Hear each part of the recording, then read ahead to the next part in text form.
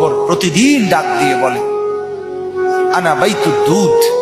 প্রত্যেকের কবর প্রত্যেককে ডেকে বলে, ও আল্লাহর বান্দা, জানো আমি পোকামাকড়ের ঘর, পোকামাকড়ের ঘর। তুমি তো সেই বান্দা যে একটা মশা কানের পাশ দিয়ে উড়ে গেলে তোমার ঘুম বন্ধ হয়ে যায়, চোখ মিলে যায়। একটা মশার গুনগুন আওয়াজ সহ্য করতে পারো না।